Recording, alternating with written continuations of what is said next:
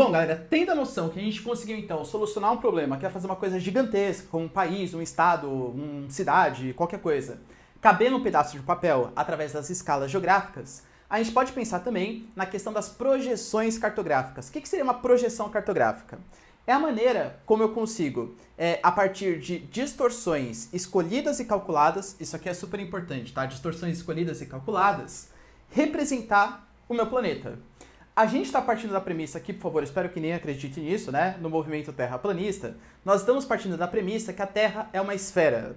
Na verdade, não é que ela é uma esfera. Olha como os tempos mudaram, né? Só uma pequena observação aqui. Antigamente, o professor de geografia ficava bravo quando falava assim, o planeta é uma esfera. Não, não é uma esfera, é uma geoide.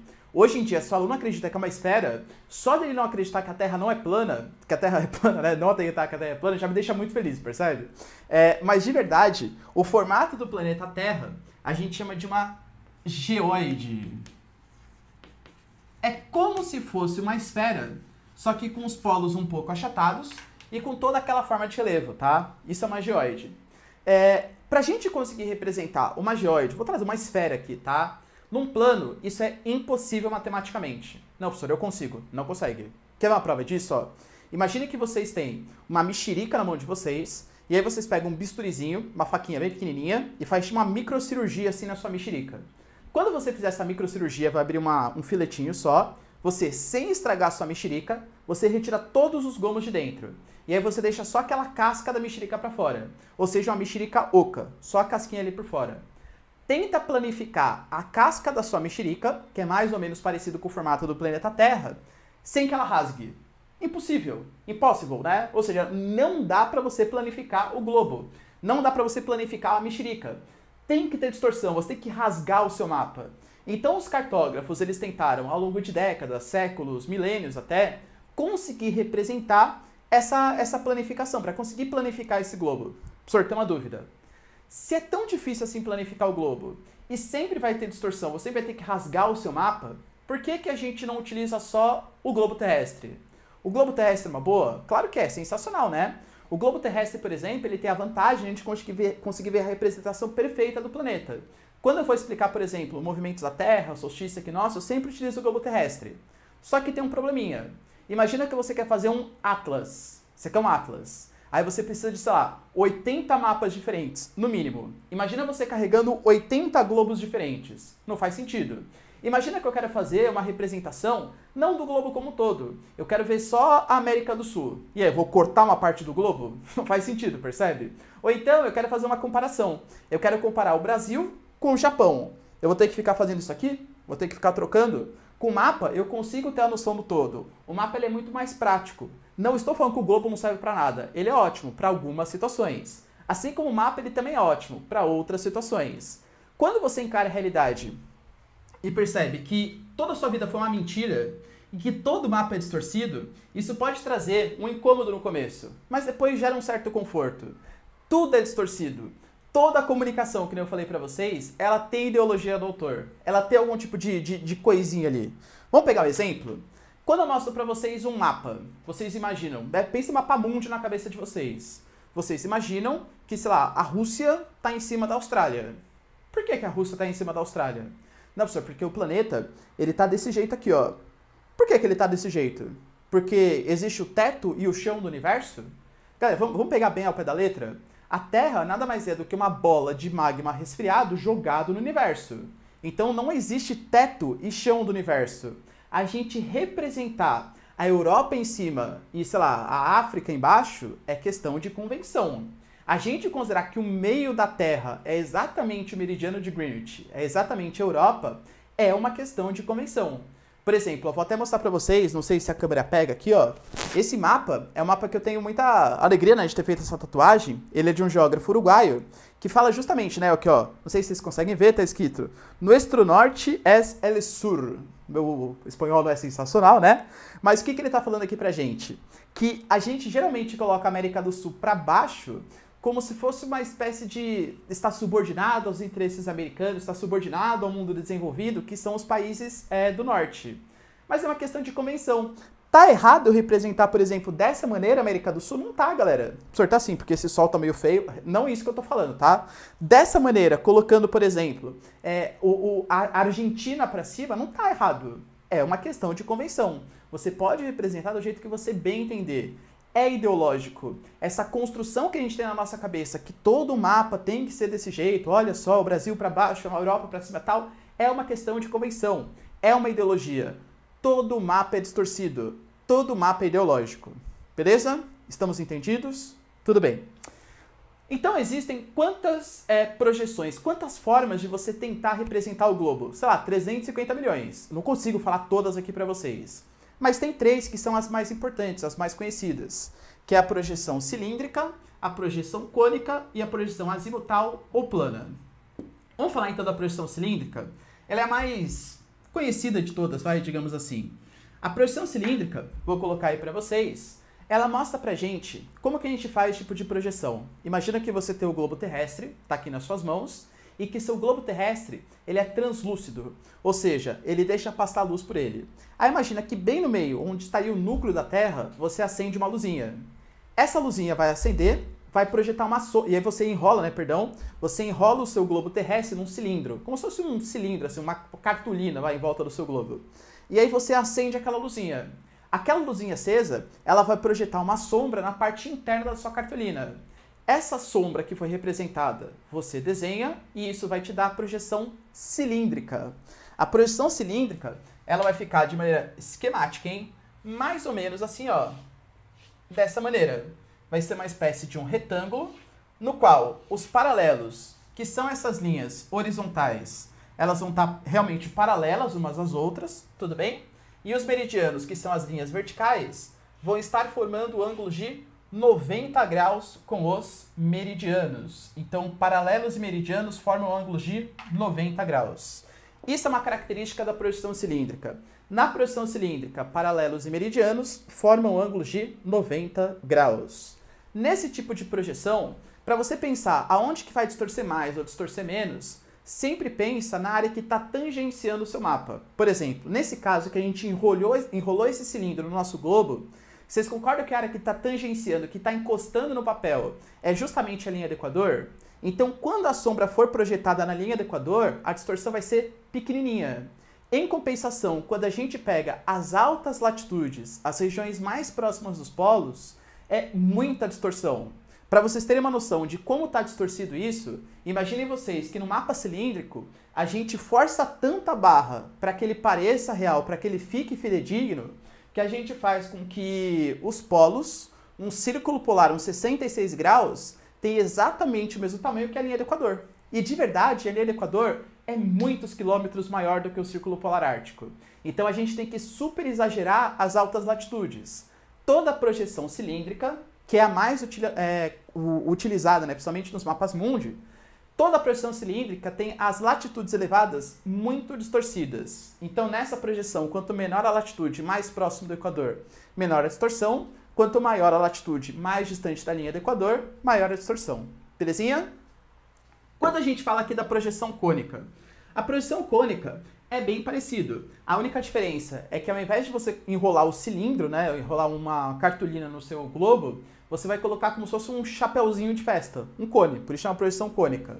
E aí você vai ser a mesma coisa, Coloca o seu chapéuzinho, imagina que o globo é translúcido, acende uma luzinha, projeta uma sombra na parte interna da folha. Você desenha essa folha e vai te dar um desenho mais ou menos parecido com esse aqui, ó, que eu estou colocando aqui para vocês na lousa. Se vocês observarem, os meridianos, eles são retas, são semi-retas, aliás, concêntricas. Todas elas têm o mesmo centro, que estaria mais ou menos por aqui. E todos os paralelos, eles formam semicírculos. Semicircunferências, perdão. Percebe? Isso é uma projeção cônica. Credo, professor, projeção feia. Nunca vi ela aqui no Brasil. Realmente. Sabe por quê? Porque a projeção cônica, pode perceber, que ela não tangencia o seu globo nas baixas latitudes, que é onde o Brasil está. Então, pra gente, ficaria muito distorcido. E, geralmente, a projeção cônica, ela é utilizada para representar as áreas temperadas. As áreas que ficam entre o 23 e os 66 graus. O que existe entre o 23 graus sul e os 66 graus sul no hemisfério sul aqui? A gente tem a Argentina e o Chile, nada contra eles, mas beleza. Oceano, oceano, oceano. África do Sul, oceano, oceano, oceano. Austrália, oceano, oceano. Nada, percebe? Nada contra eles, claro. Pra gente fazer um mapa cônico do hemisfério sul, pode, claro, você pode fazer o que você bem entender. Mas não existe muita utilidade, digamos assim, porque não tem muitas terras. Você vai estar distorcendo pouco a água. Quando a gente faz o mapa cônico do hemisfério norte, o que a gente vai estar distorcendo pouco? Europa, Estados Unidos, Ásia, a Rússia, né, Mother Russia, o Império Americano, American Way of Life e tal, todo esse papo. Ou seja, é muito melhor, muito mais prático, muito mais conveniente você fazer um mapa cônico do hemisfério norte, porque as áreas temperadas do hemisfério norte, elas são muito mais significantes para a economia e para a geopolítica internacional. Tudo bem? Mapa cônico em geral, ele não é utilizado para fazer mapas mundi. Geralmente, mapa cônico você utiliza ou para representar o hemisfério norte ou para representar o hemisfério sul, um dos dois. Você posso colocar de um lado ou do outro? Pode também, tá? Você pode colocar o seu chapeuzinho de festa onde você bem entender. E para finalizar, as projeções mais conhecidas, que é a projeção azimutal, também conhecido como projeção plana ou projeção polar. Polar, vou até colocar para vocês aqui, ó. Esse polar, um pouco errado, tá? Esse polar, vou colocar um asterisco aqui. O que seria essa projeção azimutal ou plana?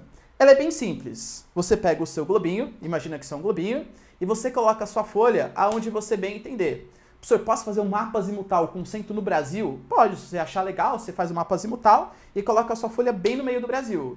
E aí, vai ficar mais ou menos isso aqui, ó. Você vai ter o seu Brasilzão, aí você coloca a sua folha aqui em cima, e aí você vai representar a partir do que tiver aqui tangenciado. O centro da sua projeção, ele vai ficar pouquíssimo distorcido, porque ele está bem próximo do seu globo.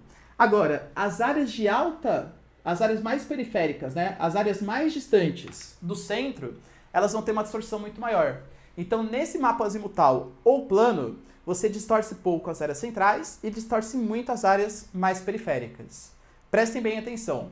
Geralmente, a maior utilização que a gente tem disso é para as questões geopolíticas. Porque imagina que os Estados Unidos, exemplo qualquer, tá? Vai invadir um país, o Afeganistão. Ele faz o mapa azimutal com centro no Afeganistão e o Afeganistão fica pouco distorcido. Mas a periferia não vai ficar? Vai, mas dane-se, o que ele quer representar é o Afeganistão. Só que, por que eu coloquei aqui para vocês, né, esse polar? O mapa cilíndrico é bom para representar os polos? Péssimo. O mapa cônico é bom para representar os polos? Péssimo. Então, geralmente, para a gente representar os polos, a gente utiliza a projeção azimutal e coloca o centro de projeção no polo norte ou no polo sul, porque a distorção vai ser pequena. Mas não necessariamente você precisa fazer uma projeção azimutal polar. Geralmente é a mais utilizada. Mas não precisa, pode ser uma projeção azimutal em qualquer lugar que você bem entender, tá bom? Só para vocês terem uma noção de como funciona essa coisa da distorção, da geopolítica, olha esse mapinha aí. Professor, conhece esse mapa, hein? Exatamente, esse é o mapinha da ONU. O mapa da ONU é um mapa bem esquemático, como vocês podem perceber. É um mapa azimutal, exatamente. Será que ele é um pouco ideológico? Só muito, né? Esse mapa, por exemplo, ele está mostrando pra gente o quanto que ele está colocando no centro de projeção os países desenvolvidos. Quem que está no centro ali, ó? Estados Unidos, Rússia, o restante da Ásia, a Europa. Quem que está ali, ó, caindo do mundo já? África, América. Isso está mostrando pra gente o quanto que a ONU valoriza os países centrais, que para eles são os países desenvolvidos, os países do hemisfério norte, e desvaloriza os países periféricos. A ONU tem uma clara ideologia, que é a ideologia valorizando os países desenvolvidos, e até a própria bandeira da ONU, da Unicef, dessas organizações, mostram justamente isso, belezinha? Galera, pode dar um print aqui, ó, isso aqui é super importante. Bom, ainda pensando nas projeções cartográficas, tem duas que são as mais estudadas, tem mais chance de aparecer na sua provinha de vestibular ou na sua prova de ensino médio, que é a de Mercator e Peters. Vamos entender o que significa isso, ó. Quando eu falo para vocês de formas de projeção, geralmente os mapas eles podem ter 3 características. Lembrando que todo mapa ele é distorcido e, portanto, o que eu vou distorcer depende de uma condição ideológica, do que eu quero representar no meu mapa, tá bom?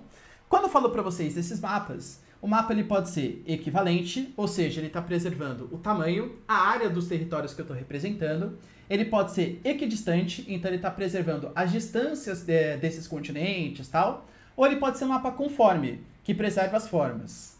Até existem mapas que conseguem coexistir, eles conseguem coadunar duas dessas três. Mas coadunar as três é muito difícil. Então, geralmente, eu tenho um mapa equivalente. Se ele vai preservar as áreas, ele vai distorcer as formas. Se eu tenho um mapa que preserva as distâncias, ele vai distorcer as formas e as áreas. Se eu tenho um mapa que preserva as formas, ele distorce as áreas e por aí vai. Ou seja, galera, todo mapa é distorcido. E essa distorção depende de uma escolha ideológica do autor, beleza? Quando eu falo para vocês dos autores de mapas mais importantes, vem à nossa cabeça, claro, Mercator, que na verdade chamava Gerhard Kremer, e vem também Arno Peters, que muita gente chama de Peters também, né? Mas o nome mais correto é Peters. Quando eu falo para vocês do Mercator, o Mercator, ele foi um cartógrafo que fez o mapa lá durante as grandes navegações, tá? A ideia do mapa dele era fazer um mapa que ajudasse os navegantes. É um mapa muito utilizado na navegação. Então, quando você fala desse tipo de mapa, era super interessante você fazer uma bela representação do litoral do seu país. Então, por exemplo, durante as grandes navegações, Portugal, o cara saía lá da Europa de Portugal e vinha para o Brasil. Ele tinha que saber exatamente onde que era o continente, qual que era o contorno do litoral. Não interessava exatamente o tamanho do Brasil, o tamanho da América do Sul ou coisa que o valha. Então, o mapa de Mercator, ele é um mapa cilíndrico, como vocês podem perceber, paralelos e meridianos formando ângulos de 90 graus, e é um mapa conforme, que preserva as formas. Muito utilizado até hoje. Bem possível, por exemplo, que esse mapa que você está vendo, que é o mapa de Mercator, ele seja o mais comum aos seus olhos. Não, professor, esse mapa tá certo, não tem nada de errado. Tá certo mesmo? Olha essa ilhazinha aqui, ó. Essa ilhazinha chama-se Groenlândia. A Groenlândia, nesse mapa de Mercator, tá mais ou menos do mesmo tamanho que a América do Sul. Vocês sabiam que, de verdade, a Groenlândia ela é cerca de 8 vezes menor que a América do Sul? Professor, mas como assim?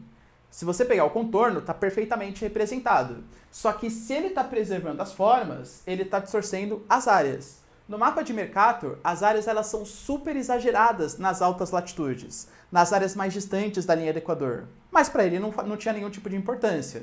Mas tem uma certa ideologia também. No mapa de Mercator, por exemplo, vocês podem perceber que ele coloca exatamente no meio a Inglaterra, o meridiano de Greenwich. Ah, professor, mas está no meio mesmo. Não está. Não existe meio do planeta.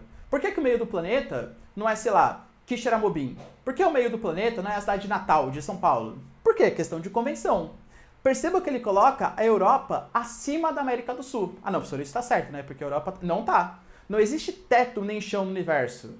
Mostrei para vocês, vou mostrar aqui de novo. Isso aqui é um mapa que representa a América do Sul, invertida. Tem problema representar dessa maneira? Não tem. Por quê? Porque essa representação, ela está colocando a América do Sul como norte. A América do Sul para cima, não tem nenhum tipo de problema. É questão de convenção colocar a Europa em cima e no meio. E convenhamos, uma certa ideologia. A gente coloca que o Mercator, ele é eurocêntrico, coloca a Europa no centro do mapa e a Europa acima do mapa.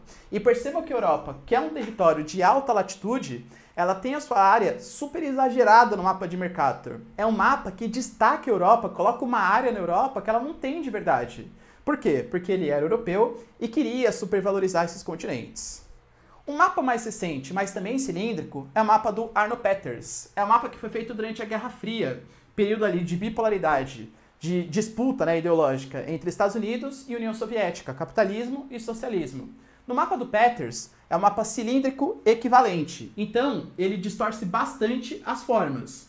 Perceba que os continentes, eles estão meio, parece que está esticado, né, tá meio puxado assim, meio estranhão. Mas as áreas estão perfeitamente representadas.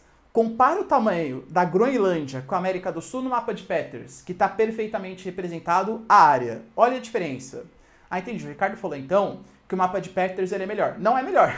Ele é um mapa diferente. Ele é um mapa que serve mais para ver as áreas e menos para ver as formas. O Peters, ele era um cara assim mais revoltado, tá bom? Revoltado assim, com toda essa dominação cultural que existia da Europa. Tanto que quando ele apresentou o mapa dele, ele apresentou de ponta cabeça, entre aspas, para mostrar uma supervalorização dos países subdesenvolvidos, que até então nunca tinham sido representados. Ele colocou o mapa dele como uma referência de mapas de terceiro mundo. Isso aqui que é terceiro mundo? São os países não alinhados durante a Guerra Fria. Os países de primeiro mundo seriam os países capitalistas associados aos Estados Unidos, os países socialistas alinhados à União Soviética, países de segundo mundo, e os países de terceiro mundo, os países não alinhados. Por exemplo, é nós, Brasilzão. Na verdade, o Brasil, na época, ele era meio assim, sabe, bunda de elefante, meio assim, a gente segue os Estados Unidos e tal. A gente, por exemplo, não quis participar de uma conferência chamada Conferência de Bandung, que aconteceu na Indonésia, para tentar socializar, unir os países subdesenvolvidos, porque nós nos considerávamos alinhados aos interesses norte-americanos. Belezinha? Então, Peters, ele é um cara que preserva as áreas e esse aqui preserva as formas. Nenhum dos dois é melhores, mas existem mapas diferentes e você tem que saber que o mapa de Mercator não é o certo, apesar do mais convencional. Existe uma diferença bem nítida, né, entre o que é certo e o que é conveniente. Belezinha? Pode tirar um print aqui, ó.